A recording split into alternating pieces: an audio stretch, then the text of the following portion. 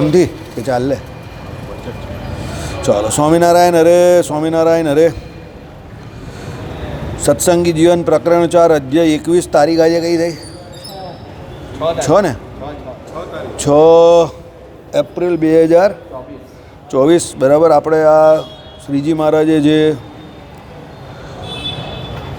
ચતુર્થ પ્રકરણમાં અદ્વૈત અદ્વૈત પ્રતિપાદક શ્રુતિ અર્થ નિર્ણયનો જે વાત કરેલી છે તે આપણે જોઈ રહ્યા છે કે ભાઈ દ્વૈત અને અદ્વૈત શ્રુતિનો અર્થ નિર્ણય કેવી રીતે કરવો એનું જો હેડિંગ જ એવું છે. પંચારા ગ્રામે દ્વૈત અદ્વૈત પ્રતિપાદક શ્રુતિ અર્થ નિર્ણય નિરૂપણ નામે એક 20વો અધ્યાય જોઈ લીધું. ભગવાને એનું હેડિંગ જ એવું આપેલું છે. જો અહીંયા સંસ્કૃતમાં પણ તમારે વાંચવું હોય તો વાંચી લેવું. પંચાળા ગ્રામે દ્વૈત અદ્વૈત પ્રતિપાદક શ્રુતિ અર્થ નિર્ણય નિરૂપણ નામ. દ્વૈત અને અદ્વૈત બંને પ્રકારની શ્રુતિઓનું અહીંયા ભગવાને નિરૂપણ કરેલું છે કે એને કેવી રીતે સમજવાની છે, એનું અર્થઘટન કેવું છે. અને એમાં શ્રીજી મહારાજે આ અર્થઘટન કર્યું કે ભાઈ નિર્વિકલ્પ સ્થિતિને પામેલો જે જીવ છે ભગવાનનો ભક્ત, એ શ્રી કૃષ્ણ ભગવાનને દરેક જગ્યા પર જુએ છે, એટલે વિશેષણ રૂપે જુએ છે, એટલે એને બધે અદ્વૈતમાં પ્રીતિ થઈ ગઈ છે. એટલે એની દ્રષ્ટિએ બધું અદ્વૈત જ છે, કારણ કે બધે શ્રી કૃષ્ણ છે બરાબર. અને જે બીજા એમ કહે કે સવિકલ્પ સ્થિતિવાળા છે એ તો વિકલ્પવાળા છે, અને બીજા નિર્વિકલ્પ સ્થિતિવાળા બીજા કેવા છે, વિશેષ્ય અને વિશેષણ બંનેને જુએ છે. એટલે જીવ જીવ જીવ બધા ઓરા જુએ છે ને એની અંદર ભગવાનને જુએ છે. તે આગળ જો ત્યાં લખેલું છે ને કે અહીંયાથી માંડીને વિરાટ પુરુષ સુધીના બધા જીવ છે, અને એ બધા જીવ જે છે તે અલગ અલગ કેટેગરીના છે, અને એને વિશે એ પરમાત્મા અંતર્યામી પણ રહેલા છે.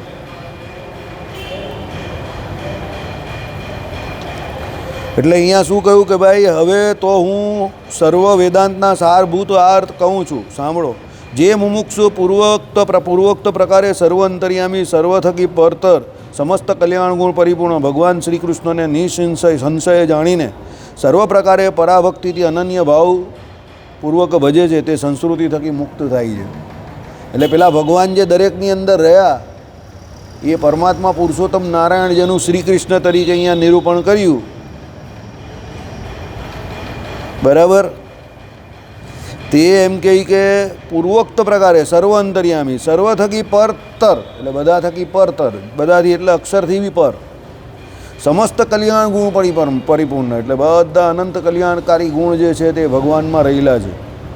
ભગવાન શ્રી કૃષ્ણને નિસંશયપણે જાણીને, એટલે કોઈ પણ પ્રકારના સંશય વગર જાણે છે એવા જે જીવ જે છે તે સર્વ પ્રકારે પરાભક્તિથી અનન્ય ભાવપૂર્વક ભજે છે તે સંસ્કૃતિ થકી મુક્ત થાય છે. પહેલાંમાં આપણે એક ભૂલ કરી, સવિકલ્પ અને નિર્વિકલ્પની વાત જે છે આમાં નિર્વિકલ્પમાં પણ પેલા 3 આવે છે અલગ અલગ બરાબર. નિર્વિકલ્પમાં પણ 3 પ્રકારની સ્થિતિ કઈ છે કે જે એકલા ભગવાનને જ જુએ છે, એમાં 3 પ્રકારની સ્થિતિ છે.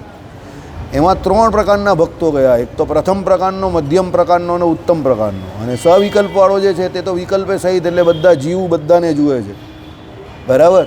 એટલે એ થોડું કંઈ નિરૂપણ બાકી રહી ગયેલું કે નિર્વિકલ્પમાં પણ જે એકલા વિશેષ છે એવા શ્રી કૃષ્ણ ભગવાનને જુએ છે એવા પણ 3 પ્રકારના એ પાછા ઉત્તર એકબીજાથી ચડિયા હતા એમ બરાબર. ચાલો, આ બધો શ્રુતિ સિદ્ધાંતરૂપ અર્થ શ્રી ભાષ્યમાં શ્રીમાન રામાનુજાચાર્યે વિસ્તારથી નિરૂપણ કર્યો છે, તે થકી જાણો. એટલે આ બધી શ્રુતિઓ જે દ્વૈત અને અદ્વૈત શ્રુતિઓની જે વાત કરી એનો અર્થ શ્રી ભાષ્યમાં રામાનુજાચાર્યએ કહ્યો છે. એટલે આપણે ભગવાને શું કહ્યું, આપણું શું છે તો શ્રી ભાષ્ય રામાનુજાચાર્યએ કરેલું શ્રી ભાષ્ય, એને ભગવાને આપણું શું આધ્યાત્મિક શાસ્ત્ર કહ્યું છે. એટલે કહેવાનો મતલબ શું છે અહીંયા કે ભાઈ દ્વૈત શ્રુતિઓ કે અદ્વૈત શ્રુતિઓ એ શ્રુતિઓ બંને નિર્દોષ છે, અને એ બંનેનો સમન્વય કરીને ઘટક શ્રુતિ જે છે એ રામાનુજાચાર્યએ સ્વીકારેલી છે, જેમાં દ્વૈત અને અદ્વૈત બંનેનું નિરૂપણ આવે છે.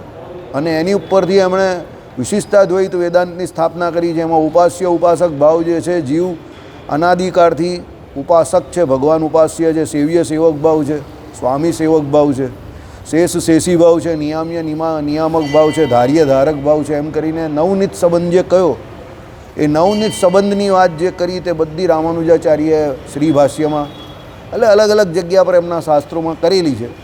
અને એ એમને જે શ્રી ભાષ્યમાં જીવ ઈશ્વરને માયા 3 તત્વનું એમણે પ્રતિપાદન કરેલું છે અને એનું શ્રીજી મહારાજે પણ 3 તત્વનું પ્રતિપાદન કરેલું છે અને 5 ભેદ બતાવેલા છે વિસ્તૃતિકરણ માટે કે જીવની 2 અલગ અલગ કેટેગરી બતાવી પાછી. એટલે જીવ છે, ઈશ્વર છે, માયા છે, બ્રહ્મ છે અને પરબ્રહ્મ.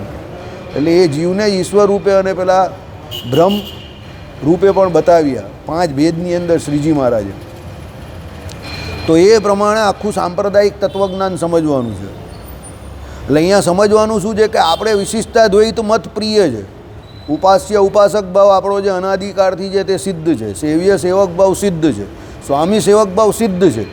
જીવને ભગવાન કોઈ દિવસ સ્વરૂપે કરીને એક થતા જ નથી. આજે બપોરે જ મારી અતુલભાઈ જોડે વાત થઈ આજ કે ભાઈ સ્વરૂપૈકત્વ સંભવતું નથી, કારણ કે જીવ જે છે તે અણુપરિમાણ છે અને મુક્ત અવસ્થામાં પણ એ જીવ અણુપરિમાણ જ રહી છે અને મુક્ત અવસ્થામાં પણ એ જીવ જે છે તે પાણીમાં પાણી મળે એમ અદ્વૈતીઓ કે એમ મળી નહીં જતો ભગવાન જોડે.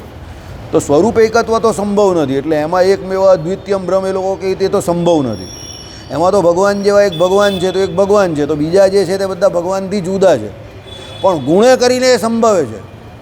એ પ્રથમના 43માં વચનામૃતની ટીકામાં જે કહ્યું તે પ્રમાણે કે અદ્વૈત ભગવાન જે કયા જે જીવ પ્રત્યે રહ્યા છે, તો એ જીવમાં જે દ્વૈત બુદ્ધિ છે એનો એણે ત્યાગ કરીને બધામાં અદ્વૈતપણે રહેલા પરમાત્મા પુરુષોત્તમ નારાયણનું એણે પ્રત્યક્ષપણે દર્શન કરવાનું છે, જે સ્થિતિ ગોપીઓની હતી. એટલે ભગવાને કહ્યું ને, ભક્તિ તો કોના જેવી કરવી? ગોપીઓના જેવી. કારણ કે એમને એવી નિર્વિકલ્પ સ્થિતિમાં રહેવાતું હતું કે એમને દરેક જગ્યા પર એ ભગવાન શ્રી કૃષ્ણ જે છે તે દેખાતા હતા. તો ભક્તિની પરાકાષ્ઠા શું છે? તો એ ભગવાન શ્રી કૃષ્ણના એટલે ભગવાન પુરુષોત્તમ નારાયણના દરેક જીવને વિશે એટલે દરેક જગ્યા પર દર્શન કરવા. પણ ત્યાં પેલા જીવ કે બીજા જે કોઈ વ્યક્તિઓ છે તે વ્યક્તિ એને દેખાતા નથી, કારણ કે નિર્વિકલ્પ સ્થિતિને પામી ગયો છે. તો ત્યારે એની સ્થિતિએ કરીને એ અદ્વૈતને માને છે. અદ્વૈત પણ કોને માને છે? પેલા ભગવાનને માને છે. સમજા મારી વાત? એટલે એની સ્થિતિમાં એ અદ્વૈત ભાવ આવેલો છે. એટલે એની સ્થિતિને વિશે આ માયાનું ખોલું કે પેલો જીવ બીજો છે એ પણ નથી આવતા, પણ પેલા પરમાત્મા જે ધારક નિયંતાને શેષી જે છે એ સિદ્ધ આવે છે. એટલે એ પ્રમાણે પેલા જીવની વૃત્તિ અદ્વૈત થઈ ગઈ છે. એટલે એની બુદ્ધિ જે છે કે વૃત્તિ જે છે તે અદ્વૈતમાં લાગી ગઈ છે. તો અદ્વૈત કોણ છે? શ્રી કૃષ્ણ પુરુષોત્તમ નારાયણ. કારણ કે એના જેવું બીજું કોઈ તત્વ નથી, સ્વરૂપે કરીને પણ નથી અને સ્વભાવે કરીને પણ નથી. એટલે આ 2 રીતે કહી, એક પ્રલયકાળની અવસ્થા કે જેમાં બીજા કોઈ એક્ટિવ નથી હોતા.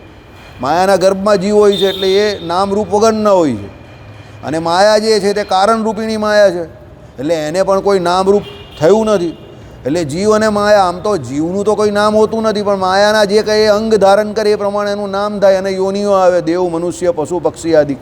એ પ્રમાણે એને નામરૂપ વાળો એ થાય. કોણ? જીવ થાય. પણ એ ક્યારે? સૃષ્ટિ પ્રકરણને વિશે. પ્રલયકાળને વિશે તો કોઈ નામરૂપ એનું હોતું નથી, સમજો. તો ત્યારે એ પરમાત્મા અદ્વૈત એકલા જ છે, કારણ કે બીજા 2 જે છે તે એક્ટિવ નથી. એટલે એ પ્રલયકાળની અવસ્થામાં એકમેવ અદ્વિતીયમ બ્રહ્મ એમ કરીને એ પરમાત્માની વાત કરી. તો એ પ્રલયકાળની અવસ્થાની ચર્ચા છે, જે આમાં આપણે અત્યારે જોયું ને, અને અત્યારે આપણે પાછું એક વખત રિપીટેશન કરીએ છીએ કે આ આખું આપણે રિપીટ કર્યું ચોથા પ્રકરણનું 21મો અધ્યાય. તો એમાં કેવી રીતે નિરૂપણ કરેલું છે કે ભાઈ અભેદ શ્રુતિઓમાં જે એકમેવ અદ્વિતીયમ બ્રહ્મ કહ્યું તો એનો અર્થઘટન આવું લેવાનું છે કે એ પ્રલયકાળની અવસ્થાની વાત છે, સમજો બરાબર.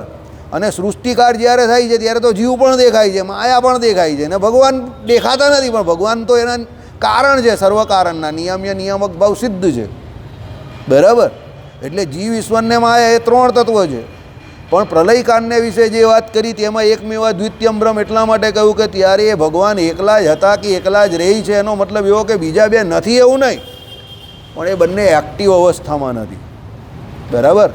એટલે આપણે નિર્ગલિતાર્થ અહીંયા શું આવ્યો કે જે તે આચાર્યોએ જે તે મતનું જે તે સમય પર સ્થાપન કર્યું, તે સમય પર તે મતની તાતી જરૂરિયાત હતી. એટલે એ જરૂરિયાત પ્રમાણે એમણે તે મતનું સ્થાપન કર્યું. એટલે કોઈ આચાર્ય બધા લેવલના વ્યક્તિઓ હતા તે બધા કોઈ ખાવ ખોટા ન હોય,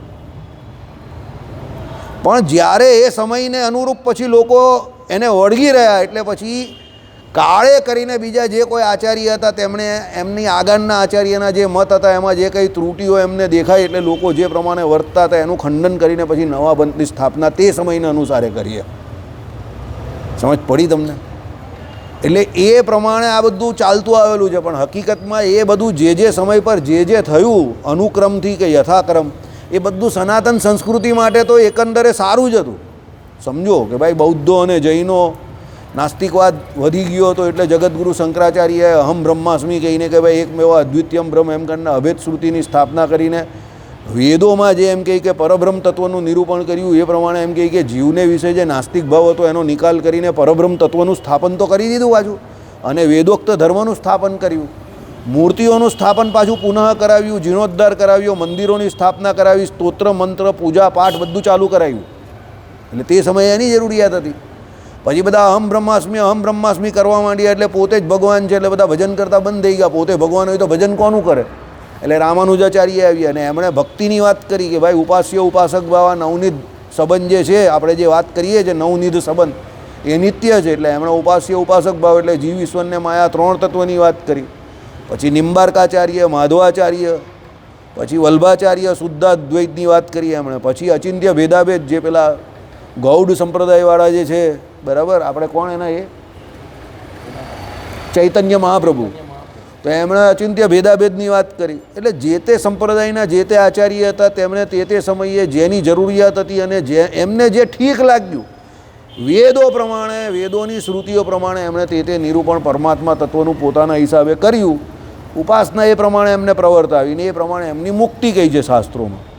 એટલે ભગવાન શ્રી હરિને વિશિષ્ટાદ્વૈત મત પસંદ હતો, તો એમણે એ પ્રમાણે રામાનુજાચાર્યનું ગીતાભાષ્ય અને શ્રીભાષ્ય સ્વીકાર્યું અને એ પ્રમાણે એમણે ઉપાસના સદા સાકારની પ્રવર્તાવી. કારણ કે નિરાકારવાદ જે હતો તે અત્યારે પણ ઘણો બધો છે અને ભગવાન હતા ત્યારે પણ ઘણો બધો હતો. અદ્વૈતીઓનું પ્રમાણ બહુ હતું એટલે ભગવાને વિશિષ્ટાદ્વૈત મત સ્વીકાર્યો અને સદા સાકાર, અહીંયા પણ સાકાર ને અક્ષરધામમાં પણ સાકાર, એમ કરીને સાકારનું એકદમ જોરદાર પ્રતિપાદન કર્યું. એટલે જે તે આચાર્યનું જે તે કામ હતું તે સમયે યોગ્ય હતું એમ માનીને આપણે આપણો મત જે છે વિશિષ્ટાદ્વૈત, આપણા ભગવાન જે શ્રી કૃષ્ણ ભગવાનનો બીજો અવતાર તમે જે કહો કે શ્રી કૃષ્ણ તે શ્રી હરિ એમ જે નિષ્કુળાનંદ સ્વામીએ કહ્યું એ પ્રમાણે ભગવાન કે ભગવાનના અવતારોમાં કોઈ નાના મોટાપણું કોઈ ઓછા વત્તાપણું નહીં માનીને આપણે જે મળેલા છે એ ભગવાનનું ભજન કરવાનું. આ સમજી ગયા? આ થાવકી સમજણ જેમાં કોઈ લોચો પોચો કે કોઈ ઝઘડો મળે નહીં. હરિદિગ્વિજયમાં પણ આવું જ કરેલું છે નિત્યાનંદ સ્વામી. 9મા અને 10મા ઉલ્લાસને વિશે અદ્વૈતનું ખંડન કરેલું છે, સમજો, બરાબર, અને શુદ્ધાદ્વૈતનું પણ ખંડન કરેલું છે. બધાનું ખંડન છે, પણ એનો મતલબ એવો નથી કે ભાઈ આપણા મતનું પણ એ લોકોના કોઈ પુસ્તકને વિશે ખંડન કર્યું હશે. શુદ્ધાદ્વૈતમાં આપણા મતનું ખંડન કરેલું છે. અચિંત્ય ભેદાભેદવાળા જે છે શંકરાચાર્યના અદ્વૈત અને રામાનુજાચાર્યનો દ્વૈત એટલે વિશિષ્ટાદ્વૈત, એનું પણ એ લોકોના હિસાબે વાત કરે કે ભાઈ એ અચિંત્ય છે, એમાં ઝઘડામાં જ નહીં પડો કે એ ભેદ છે કે અભેદ છે, જીવ અને બ્રહ્મ. આઈડિયા આવી ગયો? એટલે બધા પોતપોતાના હિસાબે ફિલોસોફી માને અને એ હિસાબે ઉપાસના કરે ને એ પ્રમાણે એની મુક્તિ થાય. હવે આ તો જીવના અનાદિ કર્મ જે પ્રમાણે હોય એ પ્રમાણે એનો જન્મ ત્યાં થાય અને એ પ્રમાણે એ ઉપાસના કરે, જે તે સંપ્રદાયમાં જોડાય, ત્યાંની દીક્ષા લઈને એ પ્રમાણે એની મુક્તિ થાય. પણ આમાં કાંઈ લડવા ઝઘડવા જેવું જો મને કશે કંઈ ખબર નહીં પડતી. આમાં કંઈ લડવા ઝઘડવા જેવું છે જ નહીં.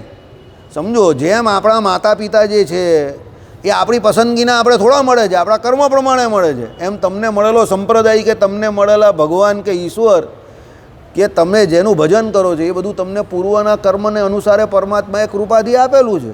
સમજો, એટલે એમાં કંઈ ઝઘડવું કે બાદ બીડવી કે પેલો સાચો ને હું ખોટો ને એ ખોટો ને હું સાચો, આવું બધું કરવાનો કોઈ અવકાશ જ નથી. સીધે સીધા તમને જે મળ્યા એનું ભજન કર્યા કરો. તમારું જે સાચું છે એનું પ્રતિપાદન શ્રીજી મહારાજે કરેલું છે તે જોઈને તમે કર્યા કરો. પછી બીજા નાના છે કે મોટા છે કે એ શું કરે છે કે ફલાણું છે કે ઢીમકું છે કે આપણે જ સાચા, એવો કટ્ટરવાદ નહીં. કારણ કે એ લોકોને તે એવું શીખવાડે છે કે એ લોકો સાચા. એ તો વિષ્ણુપંથીને શિવપંથીમાં પેલા શિવવાળા કહે છે કે શિવ પરબ્રહ્મ છે, વિષ્ણુવાળા કે વિષ્ણુ પરબ્રહ્મ છે. ને એમાં કેટલી બધી કતલેઆમ થઈ ગઈ ભારતમાં. મોટા મોટા રાજા મહારાજા જે મતને માનતા હતા તેનાથી બીજા મતના જે કોઈ હોય તો બધાને કેટલાને મારી નાખ્યા એ લોકોએ. સમજો, એ ઝઘડામાં, બરાબર. હવે એનો ફાયદો પછી બીજા લોકોએ વિધર્મીઓએ ઉઠાવ્યો, હિન્દુઓ એક નહીં હતા એટલે. સમજી ગયા મારી વાત? એટલે એવું ઝઘડાનું બીજ કોઈ પણ જગ્યા પર વાવવું નહીં. તમને જે પ્રમાણે તમારા ઈષ્ટદેવે કહ્યું એ પ્રમાણે વર્તવાનું, પણ કોઈ ઝઘડો તંતો કરવો નહીં. બધા મત પ્રવર્તાવનારા જે ગુરુઓ કે આચાર્યો થઈ ગયા એ બધાને ભગવાને મોકલેલા. સમજો, અને એ લોકો ઉપર પરમાત્માની વિશેષતઃ કૃપા હતી, આપણાથી વધારે હતી. એટલે એ લોકોની આપણે ત્રુટિ શોધીએ અને પછી આપણે એમ કહીએ કે હે એને કંઈ આવડતું નહીં હતું ને પેલાને, તો એ જરા વધારે પડતું છે. જગતગુરુ શંકરાચાર્ય વિશે આપણે આપણી જુબાનથી કંઈ બોલીએ તો એ જરા વધારે પડતી વાત થઈ ગઈ. શ્રીજી મહારાજ ભગવાન છે એ બોલી શકે, બરાબર? એટલે આપણે આપણી હેસિયત ભૂલવી ન જોઈએ. આઈડિયા આવી ગયો તમને? ચાલો, ઓકે. બીજો તો કોઈ રસ્તો દેખાતો નથી. સંસ્કૃતિ થકી મુક્ત કોણ થાય? જે ભગવાનનું ભજન કરી થાય. એટલે આપણે આ રસ્તો પકડી નાખવાનો, ભગવાનનું ભજન કર્યા કરવાનું, ભગવાનને જાણીને. બીજો તો સંસ્કૃતિ સાગરમાં સંમગ્ન થાય છે. જે ભજન નહીં કરે તે બધા પુનરપી જન્મમ પુનરપી મરણમ. એટલે હું તમને વારંવાર કહું છું કે અહીંયા આવો તો આ બધું સમજવાની કોશિશ કરો, પણ એને સમજ્યા પછી પણ મગજ પર લઈને નહીં ફરવાનું. ઘણા લોકોને જ્ઞાન માથા પર ચડી જાય, ઓવરડોઝ થઈ જાય. પેલી વેક્સિનનો ઓવરડોઝ થાય જ ને બધાને અત્યારે, સાઈડ ઇફેક્ટ આવે જ ને. પછી બ્લડ ક્લોટ થઈ જાય છે, ક્લોટિંગ થઈ જાય છે, ને પછી હૃદય સુધી પહોંચતું નથી, ને પછી એટેક આવી જાય છે. That is side effect of vaccine. Or પછી તમે કહો કે કોરોના થયો હોય તો એ સમયની દવાને કારણે, બરાબર? તો તમે અહીંયાથી જે કંઈ ભણીને જાઓ એનો ઓવરડોઝ નહીં કરતા, કે બીજે જઈને તમારા કારખાને જતા હો કે કોઈ જગ્યા પર જાઓ ને પછી તમે ત્યાં જઈને કહો કે હું કેમ એ જ સાચું, અમારા સત્સંગમાં આવું ચાલે છે, તમે બધા ખોટા આમ છે તેમ છે, ફલાણું ઢીમકું એમ કરીને બેસી નહીં જતા ને મને ફોન નહીં કરતા, વાસુદેવભાઈ મેં અહીંયા તલવાર ઉગામી દીધી છે, હવે તમારે નિરૂપણ કરવાનું છે. તો એવું કંઈ કરતા બરતા નહીં ભાઈ, સમજી જાઓ. શ્રીજી મહારાજ એવું કરવાની ના પાડે છે, બધાને ભજન કરવાનું જ કહે છે. તમારે જ્ઞાન જે છે તે કોના માટે છે? તો જ્ઞાન જે છે તો ધર્મ પછી જ્ઞાન, આત્મા પરમાત્મા સંબંધી આ બધી એની થાવકી સમજણ, એનાથી તમને વૈરાગ્ય થવો જોઈએ. જ્ઞાન તમને વૈરાગ્ય કરાવવા માટે છે, બાજવા માટે કે કોઈની જોડે બાથમબાથી કરવા માટે નથી. તો પછી એ બાથમબાથી જ કરવાની હોય તો એ અજ્ઞાન જ થઈ ગયું તમારું જ્ઞાન, સમજો. તો પછી એ જ્ઞાન કાં છે? ડાયો માણસ, જ્ઞાની વ્યક્તિ એટલે વિવેકી વ્યક્તિ. ડાયો માણસ લડાઈ ઝઘડો થોડો કરે, મારામારી કરે કે ડાયો માણસ? એ તો રસ્તામાં ચાલતા હોય તો પેલા બુથ્થલ લોકો કરે, તે બુથ્થલ થોડા જ આપણે. એટલે જ્ઞાનથી તમને એનો ઓવરડોઝ લાગે ને માથા પર ચડી જતું હોય તો એ ભાઈ સોરી અટકી જજો, એને માથા પર ચડાવવાનું નથી. જ્ઞાનથી તમને વૈરાગ્ય ઉદય થવો જોઈએ જગતના વિષયો પ્રત્યે.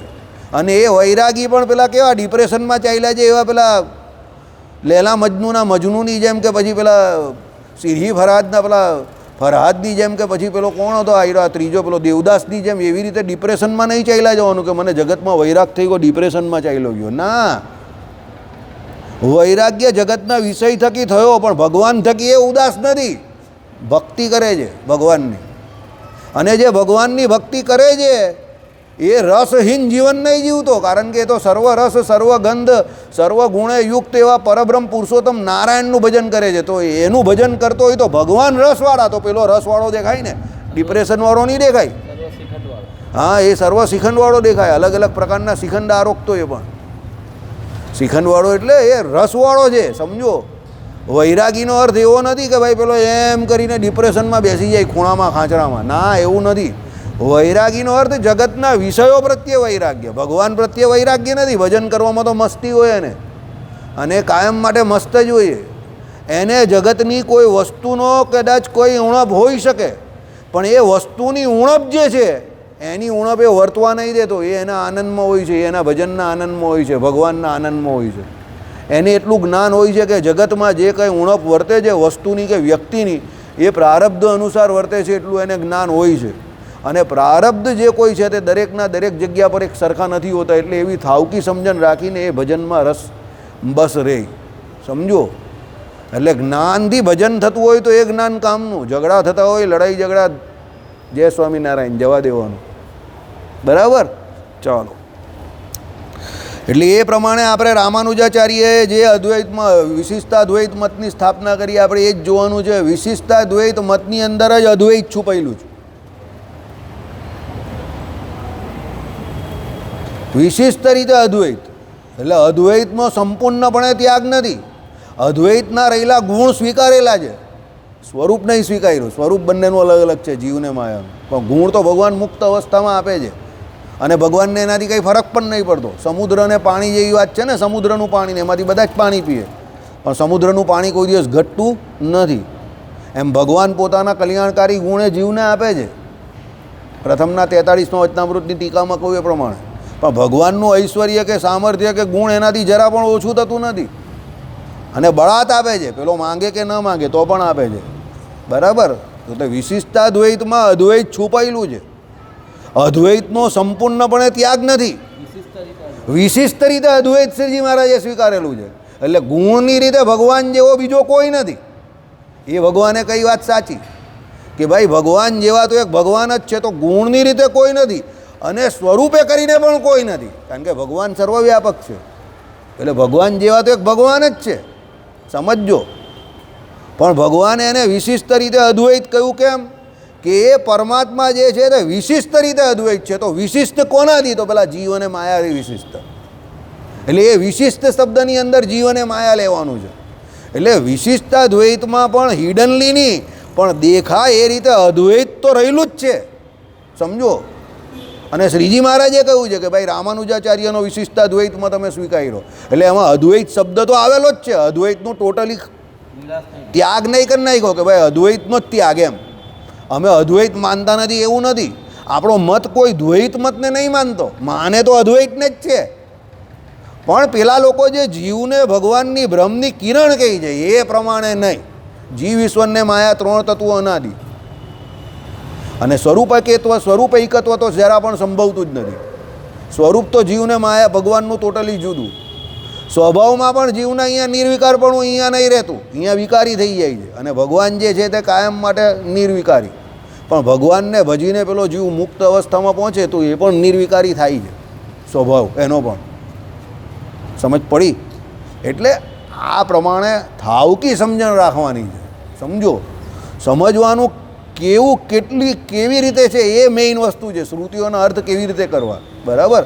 લડાઈ ઝઘડો નહીં કરવાનો કોઈ પણ જગ્યા પર, શાંતિથી લેવાનું. ને અત્યારે કોઈ એવા અદ્વૈતીઓ નથી કટ્ટર.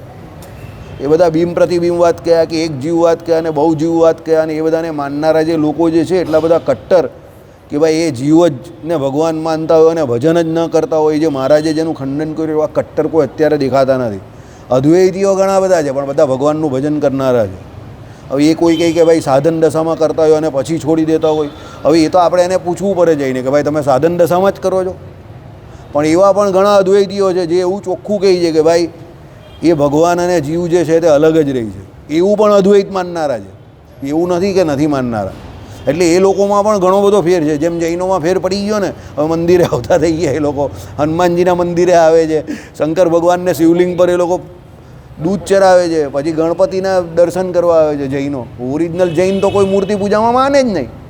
હવે બધા માને છે, કરે છે, બરાબર. હા કરે છે, જૈનો ઘણા બધા ગણપતિની પૂજા પણ કરે છે, સમજો. અમારી પાસે દુનિયાભરના બધા જ લોકો આવે. અમે દુકાન ખોલે બેઠા છે આ બધી, જેને આવવું હોય તો બધા જ આવે. જૈન પણ આવે ને તમે એને કહ્યું કે જો ભાઈ આ તારે કરવું પડશે તો પેલો તરત જ કહી હું તો કરું જ છું, એમ કે હું તો મંદિરે પણ જાઉં છું. હું તું જૈન છે એ કે એ બધું કંઈ નહીં, અમે જૈન બાઈન બધું કંઈ નહીં, અમે તો બધે જ જઈએ જેમ કે. એટલે હવે કોઈ એવા કટ્ટર લોકો રહ્યા નથી, આ તમને કહી દઉં, બરાબર. ચાલો, પણ આપણે શું માનવાનું? રામાનુજાચાર્યનો વિશિષ્ટતા દ્વૈતમાં શ્રીજી મહારાજ આપણા ઈષ્ટદેવ. એ કયા? તો ભાગવતજીમાં જે કહ્યું એ પ્રમાણે, દ્વાદશ સ્કંદમાં જે ભગવાને એકાદશ સ્કંદમાં કહ્યું એ પ્રમાણે, એ શ્રી કૃષ્ણ ભગવાનનો જ બીજો અવતાર કળિયુગને વિશે તે સ્વામિનારાયણ ભગવાન, બરાબર.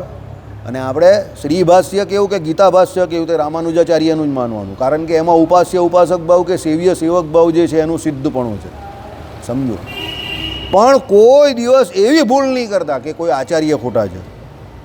હું તમને જે કહું છું તો બહુ અતિ સ્પષ્ટપણે કહું છું, 4 દિવસથી કહું છું.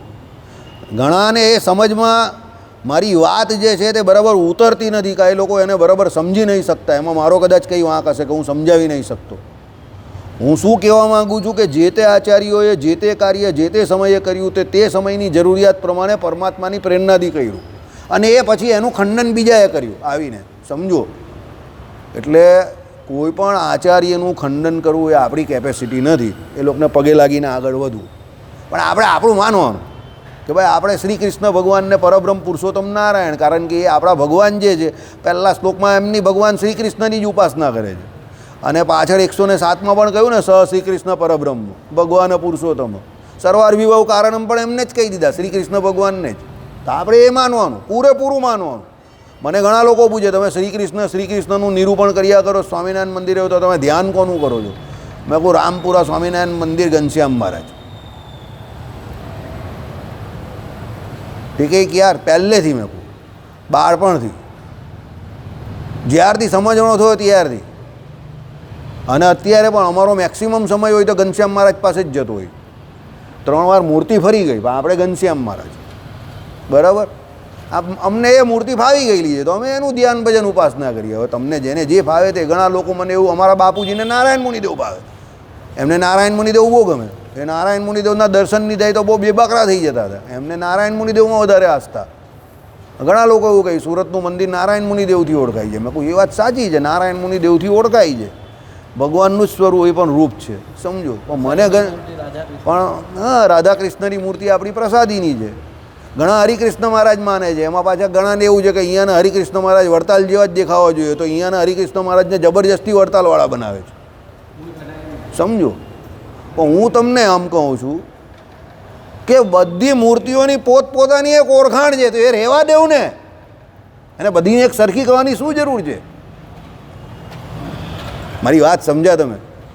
આજે દાખલા તરીકે રંગ મોહલ્લા અમદાવાદના ઘનશ્યામ મહારાજ થોડા સાંભળા છે. આપણા વડતાલના ઉભેલી મૂર્તિ જે છે અક્ષર ભુવનની ઘનશ્યામ મહારાજની મૂર્તિ, એ થોડી ગોરી છે. ઉપર બેઠેલી મૂર્તિ જે છે તે શાંત છે એકદમ. અને બાજુમાં શિક્ષાપત્રી ભવનમાં પેલી જે ઘનશ્યામ મહારાજની મૂર્તિ છે, મહારાજ એવી જાડી પાડી છે ને હસતી છે, બરાબર. હવે એવું કંઈ જરૂરી નથી કે બધી મૂર્તિને એક સરખા તમારે એક્સપ્રેશન કરી દેવા. હું આજે વડતાલ કેટલા સમયથી નહીં ગયો, પણ હું આટલા સ્પષ્ટ રીતે એ એક્સપ્રેશનનું નિરૂપણ કેમ કરી શકું છું? કારણ કે એ બધી મૂર્તિઓમાં એ જુદાપણું છે, એ આપણે માણવાનું છે, એ આપણા માટે છે. અમદાવાદમાં જ તમે પેલા જે બાળ ઘનશ્યામ મહારાજ જો તો એ કેવા નાનકડા છે, ગોળ મસ્ત નાના નાના, બરાબર. ને અંદર રંગ મોહલ્લા છે તે એકદમ પ્રૌઢ છે પાછા. તો એ એમની બંનેની આગવી વિશિષ્ટતા છે. તમારે યંગ ઘનશ્યામ મહારાજ જેવો હોય, નાના હસતા રમતા, તો બહાર. અને પછી અશોકભાઈ જેવા અબ મેં કુડકુડ ભૂડા હું ગોલિક્કા કરી જીતા હું, તો અંદર અમદાવાદ ચાલ્યા જવાનું પેલા રંગમહોલમાં. બંને તમને મૂર્તિ દેખાય, પણ એ બંનેને એક્સપ્રેશન્સ ચેન્જ કરવાની કોઈ જરૂર નથી. તમે સમજો હું કહેવા શું માગું છું? બંનેની પોતપોતાની આગવી વિશિષ્ટતા છે. હવે કોઈને નાનું રૂપ ગમતું હોય ને કોઈને પ્રૌઢ ગમતું હોય. મારી વાત સમજ્યા કે નહીં તમે? કોઈને અહીંયા સુરતના આપણા હરિકૃષ્ણ મહારાજ ગમતા હોય, પહેલાંના મૂંછવાળા, તો એ કરે. કોઈને વડતાલના ગમતા હોય તો એ કરે. તો એને વડતાલના રહેવા દેવું ને સુરતનાને સુરતના રહેવા દેવું. બંનેની પોતપોતાની આગવી ઓળખાણ છે ને. પછી આપણે એમ કે ભાઈ અમારા જેવા કોઈના ઘનશ્યામ મહારાજ નહીં, બરાબર, તો ભાઈ આપણા ઘનશ્યામ મહારાજ છે તો એ આપણી એવા રહેવા દેવું, બરાબર. પછી ધોળકાના છે તો એ થોડાક એવા છે, સમજો. મૂડીના એના પછીના નંબર પર આવે એ પણ થોડાક આપણા જેવા છે, પણ 19-20 એમ કે ભાઈ આપણા થોડા કામ ને થોડા કામ. પણ એ જે જેવા છે તેવા જ રહેવા દેવા. એને બીજા જેવા કરવાની કે એક સરખા કરવાની કોઈ જરૂર નહીં. નહીં તો તમે બધે અલગ અલગ જે દર્શન કરવા જવાના તે દર્શનનો મહિમા જ નહીં રહેવાનો, બધે હરખા જ દેખાય. તો પછી તમારે બીજે દર્શન કરવાની કાં જરૂર છે? તમે મારી વાત સમજી શકો છો કે નહીં સમજતા? તમારા ઘરે તમે રોજ એક શાક જમો છો, 2 દિવસ એક શાક, તમે કાલે તો ભીંડા હતા, આજે શું કામ ભીંડા બનાવ્યા? સવારનું સાંજે જમે છે કોઈ? ભાગ્યે જ કોઈ જમતું હોય સવારનું સાંજે. ભાઈ સવારનું સાંજે નહીં જમવામાં આવશે, સાંજે કંઈ અલગ બનાવો, ભલે જે બનાવો તે પણ અલગ બનાવો કંઈ, બરાબર છે. તો આપણે એ વિશિષ્ટતામાં માનીએ છીએ ને, ખાવા પીવામાં બધામાં. તો ભગવાનની મૂર્તિઓમાં એ જુદાપણું, એ જે વિશિષ્ટતા છે, વાઘામાં છે, ઉત્સવોમાં છે, સમયોમાં છે, નાની મોટી મૂર્તિ છે, લાલજીમાં છે, બધામાં છે, તે રહેવા દેવું ને. એને કરીને જીવની વૃત્તિ એ ભગવાનમાં ચોંટે છે. તમારો અમદાવાદ જવાનો કાર્યક્રમ, એનું એક કારણ તો રહી કે પેલા હામળા ઘનશ્યામ મહારાજને જોવાના છે, 12 સ્વરૂપને જોવાના છે, નરનારાયણ દેવના દર્શન કરવાના છે, ને આ બાજુ વડતાલમાં લક્ષ્મીનારાયણ દેવના કરવાના છે, સમજો. એની બાજુમાં હરિકૃષ્ણ મહારાજના કરવાના છે, રાધાકૃષ્ણ તો આપણા પંચધાતુની મૂર્તિ છે, બરાબર. કોણ? રાધાકૃષ્ણ, બરાબર છે. પણ પેલી બાજુ ગોપીનાથજી મહારાજ, એ પણ એ અંદર વાસુદેવ નારાયણ. પછી આપણા અહીંયા ઘનશ્યામ મહારાજ તે કાચની મૂર્તિ, વડતાલના પણ ઘનશ્યામ મહારાજ કાચની મૂર્તિ, એક જ કાચમાંથી બનેલા છે. તો એ જે પાષાણની મૂર્તિ છે કે કાચની મૂર્તિ છે કે પંચધાતુની મૂર્તિ છે, એ બધાની પણ પોતપોતાની વિશિષ્ટતા છે. એને એ પ્રમાણે રહેવા દેવું જોઈએ. આપણા પૂર્વજો જે કરી ગયા તે આપણાથી વધારે હોશિયાર હતા, સમજી ગયા? એટલે એને કંઈ એના ભાવ કે બધું ચેન્જ કરવાની બહુ કંઈ જરૂર નથી. આ ટચઅપ કરવું પડે, સમયે સમયે ટચઅપ કરવું પડે, નહીં તો મૂર્તિમાં પેલા જે કલર બલર ઢીલા પડી જાય આ તે તો ટચઅપ કરવાની જરૂર કરી, એ વાત બરાબર છે. પણ પછી એને એક્સપ્રેશન્સ તમે વારે વારે ચેન્જ કરો તો એમાં બિચારો કોઈ ધ્યાન કરતો હોય એને તકલીફ થઈ જાય. કોઈ હરિકૃષ્ણ મહારાજનું ધ્યાન કરતો હોય અને હરિકૃષ્ણ મહારાજની મૂર્તિની મૂંછ તે ઊંચે નીચે આડી બાડી થયા કરે તો પછી પેલો બિચારો ધ્યાન કરવા વાળો કે આ હાલા હરિકૃષ્ણ મહારાજ રોજ કેમ દાઢી કર્યા કરે છે બેઠા બેઠા, કે આ મૂંછ બધી સેટ કર્યા કરે છે. હા, તમે સમજા મારી વાત? હું જે કહેવું જ તે, જો મને કોઈ હું તમને પહેલેથી કહું હું અજાત શત્રુ માણસ છું. મને કોઈ વ્યક્તિ જોડે આ દુનિયામાં કોઈ વેર જ નથી. કાલે આ વિજયભાઈને મેં એ જ કહ્યું, આ પેલું ઇલેક્શનનું બોર્ડ છે તો બધા બહુ જોયા કરે, તો હું પેલું ચાંદીવાળું વાંચતો હતો તો અર્જનભાઈ દુધારા સાહેબ આવ્યો, મને કે ઇલેક્શનનું જોઉં છું. મેં કહું મારે હું ઇલેક્શન જોડે લેવા દેવા, ગધડામાં ઇલેક્શન તો મને અહીંયા આની જોડે હું લેવા દેવા, મને એમાં કોઈ રસ જ નહીં. મેં કહું હું તો મેં કહું કે અહીંયા જે ઇલેક્શનો થાય છે એમાં માન જતો કે નહીં જતો એ મારા કહેવાય નહીં જાહેરમાં, એટલે બોલતો નથી, સમજો. મને એમાં કોઈ રસ નથી તો આ બધા ઇલેક્શનમાં કાં કઈ રસ હોય? મેં કહું મને એમાં કોઈ રસ નથી. પણ ચાંદીના વાઘા મેં વાંચતો હતો, પણ મેં કહું સસ્તી ચાંદી હતી ત્યારે કરાવી નાખી હોત તો બહુ સારું થાત. બધી મૂર્તિના વાઘા બહુ સસ્તામાં પતી ગયા હોત. હવે ચાંદી કેટલી મોંઘી થઈ ગઈ અત્યારે, સમજો, બરાબર? એટલે હું એ પ્રમાણે વિચારતો કે ભાઈ એક મૂર્તિના વાઘા થાય અત્યારે 5 વર્ષ પહેલાં એમાં બધી મૂર્તિના વાઘા થઈ ગયા, એટલી ચાંદી સસ્તી હતી.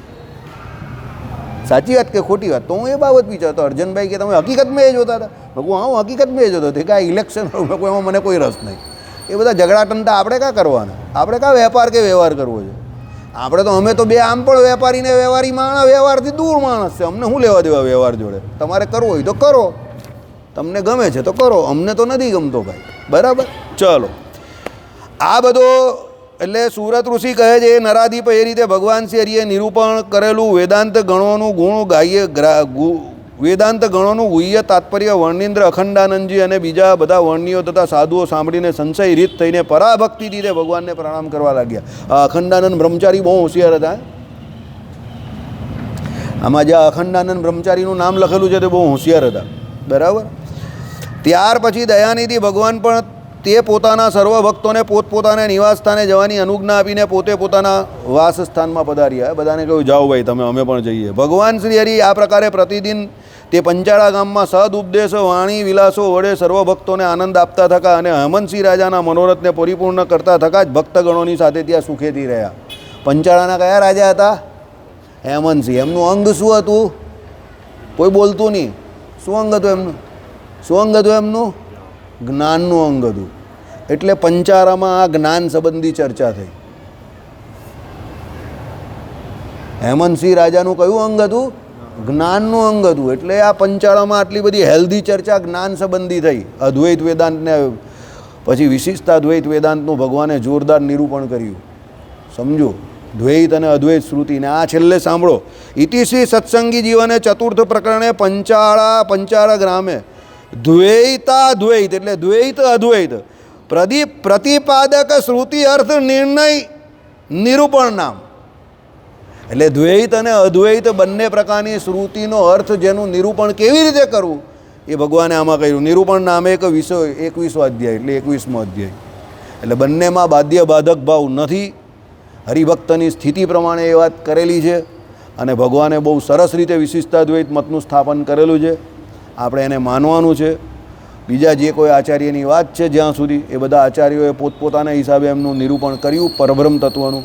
પણ આમાં એક વસ્તુનો સૌથી મોટો ફાયદો છે કે આ જેટલા મોટા આચાર્યો છે તે બધાએ ભગવાનને ભજવાનો માર્ગ બતાવેલો છે અને એટલે જ એમને આચાર્યો કયા છે, સમજો. જગતગુરુની પદવી એમને એટલે આપેલી છે. આ કોઈ અત્યારે જેવી ખરીદેલી જગતગુરુની પદવી હતી નહીં, બરાબર?